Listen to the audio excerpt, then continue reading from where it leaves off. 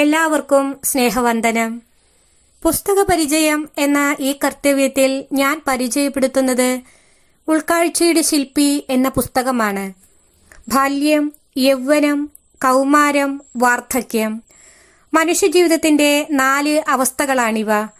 ബാല്യത്തിൽ മാതാപിതാക്കളോടൊപ്പം, യൗവനത്തിൽ ജീവിതത്തിലെ ലക്ഷ്യത്തെ കണ്ടെത്തുന്നു, കൗമാരത്തിൽ ആ അവസ്ഥയെ അംഗീകരിച്ച് നിശ്ചയദാർഢ്യത്തോടുകൂടെ മുന്നേറുന്നു, അനായാസമായി വാർദ്ധക്യത്തെ സ്വീകരിക്കുന്നു. ഞാനിവിടെ ഇന്ന് പരിചയപ്പെടുത്തുന്ന പുസ്തകം എ.ഡി. ഷാജു എഴുതിയ, ജീവിച്ചിരിക്കുന്ന അംഗപരിമിതരുടെ പ്രവാചകനായി മാറിയ ഫാദർ സോളമൻ കടമ്പാട്ടുപറമ്പിൽ അച്ഛൻ്റെയാണ്. നമുക്ക് ചുരുങ്ങിയ വാക്കുകളിൽ പുസ്തകത്താളിലൂടെ ഒന്ന് കണ്ണോടിക്കാം. 1973 മാർച്ച് 21 പൗലോസ് ലില്ലി ദമ്പതികളുടെ 3ാമത്തെ മകനായി സോളി എന്ന സോളമൻ പിറന്നു. വിജ്ഞാനി എന്നാണ് സോളമൻ എന്ന വാക്കിന് അർത്ഥം. ബുദ്ധിമാനായ രാജാവാണല്ലോ സോളമൻ. ക്രൈസ്തവ വിശ്വാസത്തിന്റെ കാതലായ പ്രദേശമായിരുന്ന കുഴിക്കാട്ടുശ്ശേരിയാണ് അദ്ദേഹത്തിന്റെ ജനനസ്ഥലം. ദിവസവും ദേവാലയത്തിൽ ദിവ്യബലിക്ക് സംബന്ധിക്കുന്ന ശീലം കുഞ്ഞിലേ മുതൽ ഉണ്ടായിരുന്നു. അമ്മയെ വലിയ ഇഷ്ടമായിരുന്നു സോളമന്. അമ്മയുടെ ഗുണങ്ങളായ ത്യാഗം, സ്നേഹം, എളിമ, സഹനം, അധ്വാനം എന്നിവയെല്ലാം അമ്മയിൽ നിന്നും കരസ്ഥമാക്കി. വിദ്യാഭ്യാസ കാലഘട്ടം UP പഠനം കുഴിക്കാട്ടുശ്ശേരി സെന്റ് മേരീസ് സ്കൂളിലും ഹൈസ്കൂൾ പഠനം തുമ്പൂർ RHSലുമായിരുന്നു.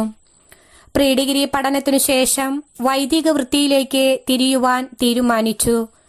ദൈവവിളി അത് ദൈവത്തിന്റെ വിളിയാണ്. മറ്റുള്ളവർക്കായി നടത്തുന്ന ആത്മത്യാഗമാണ് ഒരു അജപാലകന്റെ ജീവിതം. ഭോപ്പാലിലെ CMI വൈദിക വിദ്യാർത്ഥികളെ തിരഞ്ഞെടുക്കുന്ന ക്യാമ്പിൽ സെലക്ഷൻ കിട്ടി. സെമിനാരിയിൽ ചേരുകയായിരുന്നു. നാളുകളുടെ കാത്തിരിപ്പിനു ശേഷം പഠനവും പരിശീലനവും പൂർത്തിയാക്കി. ഇടയ ശ്രേഷ്ഠനിലേക്ക് പടികയറി. അദ്ദേഹം ഡിഗ്രി ചെയ്യുന്നതിനിടയിൽ തത്വശാസ്ത്രം കരസ്ഥമാക്കി. ദൈവിക കാര്യങ്ങളിൽ സേവനം ചെയ്തു മുന്നേറുന്നതിനിടയിൽ തത്വശാസ്ത്രം, ഡിഗ്രി, ഹിന്ദിയിൽ ബിരുദാനന്തര ബിരുദം എന്നിവ നേടിയെടുത്തു. അതിനുശേഷം മധ്യപ്രദേശിലെ സച്ചിദാനന്ദ ആശ്രമത്തിൽ ഒരു സന്യാസിയെപ്പോലെ ജീവിക്കാൻ സാധിച്ചു. ആശ്രമത്തിൽ വെച്ച് അദ്ദേഹം പഠിച്ച വലിയ ഒരു പാഠം കൊടുക്കുന്നവൻ ദൈവം, വാങ്ങുന്നവൻ മനുഷ്യൻ എന്നുള്ളതായിരുന്നു. ഛത്തീസ്ഗഡിലെ ബസ്തർ ആദിവാസി ഗോത്രങ്ങളുടെ ഈറ്റില്ലമാണ് ദുഗോളി. പ്രത്യേകിച്ച് നക്സലറ്റ് ആക്രമണം. കുടുംബ നവീകരണത്തിന്റെ ഭാഗമായി പ്രവർത്തനം നടത്തുന്നതിൽ എതിർപ്പ് ഉണ്ടായിരുന്നു. നക്സലേറ്റുകാർക്കെതിരെ പ്രവർത്തിക്കുന്നു എന്നതാണ് കാരണം. എന്നാലും ആ കുടുംബങ്ങളിൽ പോയി സംസാരിച്ച് പ്രാർത്ഥിക്കുവാൻ ധൈര്യം കാണിച്ചു. മതപരിവർത്തനത്തിന്റെ മാസ്മരിക മന്ത്രം. അവർ മദ്യപിക്കാതെ ബ്രദറിന്റെ സമീപത്തെത്തി മാപ്പു പറഞ്ഞു.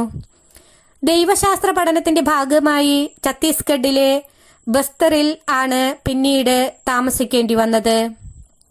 അവിടെ ഋഷികേശിൽ കാഷായ വസ്ത്രധാരികളോടൊപ്പമായിരുന്നു ബ്രദർ. ഒരു യഥാർത്ഥ സന്യാസി എളിമ, ത്യാഗം, വിനയം തുടങ്ങിയ മൂല്യങ്ങളെ ധരിക്കണമെന്നുള്ള സംഭവം അവിടെ വിവരിക്കുന്നു. ഈ കാലഘട്ടത്തിൽ ഉത്സവ പ്രതീതിയിലായി മാറി. 2006 ജനുവരി 2 അഭിവന്യ മാർ ജെയിംസ് പഴയാറ്റിൽ കൈവച്ച് ശുശ്രൂഷയിലൂടെയാണ് പട്ടം സ്വീകരിച്ചത്.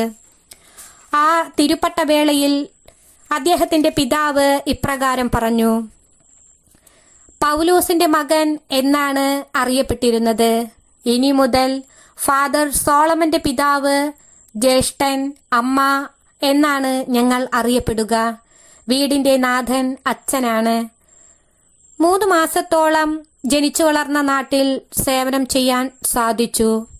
ആദ്യത്തെ മാസം സ്വന്തം നാട്ടിലും, 2ാമത്തെ മാസം കാരൂരിലും, 3ാമത്തെ മാസം ആനന്ദപുരം, സാൻജോ സദൻ ലഹരി വിമോചന കേന്ദ്രത്തിലുമായിരുന്നു.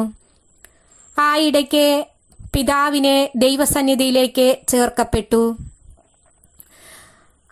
അടുത്ത മിഷൻ പ്രവർത്തനത്തിന്റെ ഭാഗമായി സിയർമാവു എന്ന സ്ഥലത്താണ് പോകേണ്ടി വന്നത്.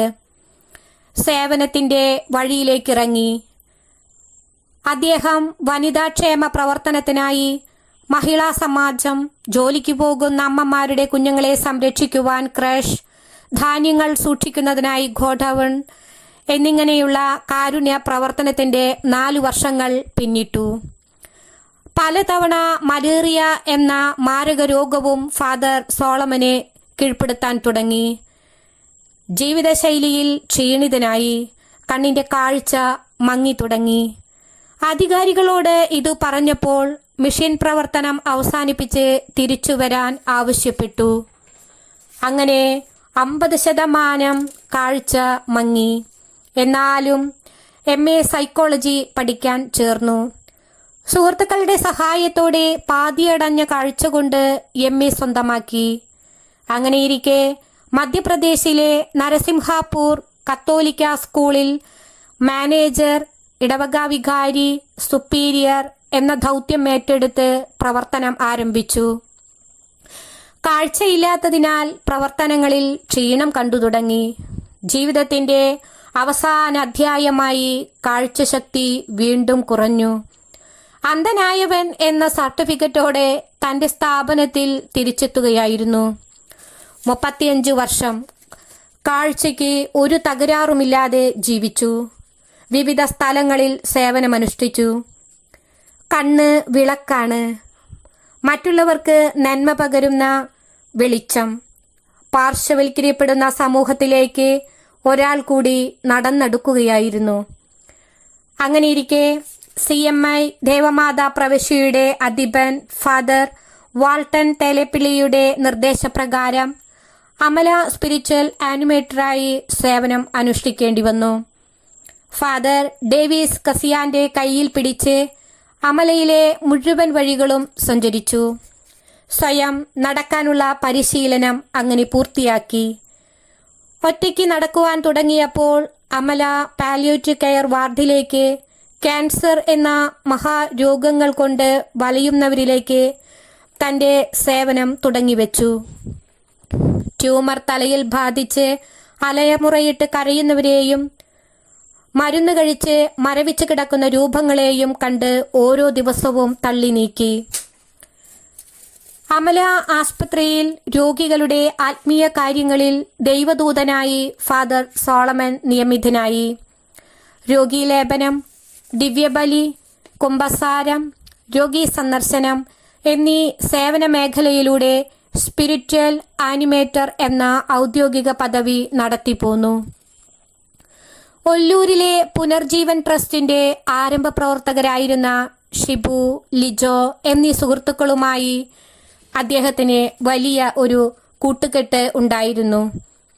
ഭിന്നശേഷി പ്രവർത്തനങ്ങൾ തുടങ്ങാൻ ആ സുഹൃത്തുക്കൾ സഹായിച്ചു. അങ്ങനെ തൃശൂർ ദേവമാതാ സ്കൂൾ ഫാദർ ഷാജു എടമന ദർശന എന്ന പേരു നൽകി ദർശന ക്ലബിനെ തിരികൊളുത്തി. 2017 ഡിസംബർ 10 ഭിന്നശേഷിക്കാർക്കു വേണ്ടി ക്ലബ്ബ് രൂപീകൃതമായി പ്രവർത്തനം ആരംഭിച്ചു. ഇതിൽ വ്യത്യസ്ത തരം ഭിന്നശേഷി മക്കളെ കണ്ടെത്തുവാൻ സാധിച്ചു. കിടപ്പു രോഗികളും നടക്കുന്നവരും തുടങ്ങി നിരവധി പേരെ നമ്മൾ കണ്ടെത്തി തുടങ്ങി. അങ്ങനെ വിവിധ ഗ്രൂപ്പുകളാക്കി അവരെ ഒരുക്കിയെടുത്തു. Blind football team, Shinkari Melam, Gloria group, swimming group, orchestra group, wheelchair group, blind football group, തിരുഹൃദയ group, dwarf badminton team, little brethren group, വിധവ കൂട്ടായ്മ, ഫ്രണ്ട്സ് ഗ്രൂപ്പ്, ജീവന്റെ ഉറവ, ബ്ലൈൻഡ് ക്രിക്കറ്റ് ടീം, അത്ലറ്റ്, മാർഗദർശികൾ, YouTube channel, website, transgender group, അമലയിലെ സാന്ത്വനം ശുശ്രൂഷ, autism എന്നീ പ്രസ്ഥാനങ്ങളിൽ 20-ൽ പരം സംഘടനകളും പ്രസ്ഥാനങ്ങളും പ്രവർത്തിച്ചു വരുന്നു. അമലയിലെ സാന്ത്വനം ശുശ്രൂഷ തുടർന്നും നടന്നുവരുന്നതാണ്. കോവിഡ് ബാധിച്ച് ആസ്പത്രിയിലായി എങ്കിലും ഭിന്നശേഷിക്കാരെ വളർത്തുക, അവരുടെ കഴിവിനെ സമൂഹ നന്മയ്ക്കായി ഉപയോഗപ്പെടുത്തുക എന്ന ദൗത്യമുള്ളതുകൊണ്ട് സർവശക്തനായ ദൈവം അവിടെ നിന്നും ഉയർത്തി. കർത്തവ്യബോധം, ആത്മസമർപ്പണം, സമയനിഷ്ഠ, സേവന മനോഭാവം തുടങ്ങിയവയാണ് അദ്ദേഹത്തിൻ്റെ ജീവിത തത്വങ്ങൾ. വിശുദ്ധ ജീവിതം നയിച്ചവരുടെ നിരയിലേക്ക് ജീവിതത്തെ പടുത്തുയർത്താൻ ഒരാൾ കൂടി സാക്ഷിയാകുന്നു. പറയാനുള്ളത് സേവനത്തിലൂടെയാണ് കാണിച്ചു കൊടുക്കുന്നത്. സമൂഹ മനസാക്ഷിയുടെ പുസ്തകത്തിൽ നല്ല സമരിയാക്കാരൻ ഫാദർ സോളമൻ കിടമ്പാട്ടുപറമ്പിൽ എന്ന പേര് ആലേഖനം ചെയ്തു കഴിഞ്ഞു. ഇത് കഥയല്ല, നിറഞ്ഞ ജീവിതമാണ്. കുറേ മനുഷ്യരുടെ ജീവിത അവസ്ഥകളിൽ നിന്നും ഉരുക്കിയെടുത്ത പച്ചയായ സാഹചര്യങ്ങളിൽ പണിതെടുത്ത ജീവനുള്ള ശില്പങ്ങളാണ് കഥാപാത്രങ്ങൾ. അനേകരുടെ വിഷമതകളെ കാണുകയും അവർക്കു വേണ്ടി ജീവിതം മാറ്റിവെക്കപ്പെടുകയും ചെയ്ത വ്യക്തിയാണ് ഹീറോ. കുറ്റപ്പെടുത്തുമ്പോഴും പ്രതിസന്ധികൾ കടന്നു വരുമ്പോഴും മാറി നിൽക്കാതെ പ്രശ്നങ്ങളെ അതിജീവിക്കാൻ ധൈര്യം കാണിച്ചു. ഭിന്നശേഷി വിഭാഗത്തിൽപ്പെട്ടവർക്ക് ദിശാബോധത്തിൽ വളരുവാനും ജീവിത ലക്ഷ്യം കണ്ടെത്തുവാനും വഴികാട്ടിയായി ഫാദർ സോളമൻ ഇന്നും ആത്മധൈര്യത്തോടെ സജീവമായി തൃശൂരിൽ കിടാവിളക്കായി നിൽക്കുകയാണ്. എന്നെ ആകർഷിച്ചതും ഈ വ്യക്തിത്വമാണ്. ഒരുപാട് വേദനകൾക്കിടയിൽ അത്താണിയായി മാറിയ ഈ വ്യക്തി പച്ചയായി എഴുതിയ പുസ്തകമാണ് എന്നെ കൂടുതൽ ആകർഷിച്ചതും. പുസ്തകത്തെ നിങ്ങൾക്ക് ഇഷ്ടമായി എന്ന് കരുതുന്നു. നിങ്ങളെല്ലാവരും ഈ ഉൾക്കാഴ്ചയുടെ ശില്പി വായിക്കണം, അടുത്തറിയണം. വീണ്ടും ഓർമ്മപ്പെടുത്തുന്നു, സഹതാപമല്ല സഹകരണമാണ് ഞങ്ങളോടൊപ്പം വേണ്ടത്. അസതോ മാ സദ്ഗമയ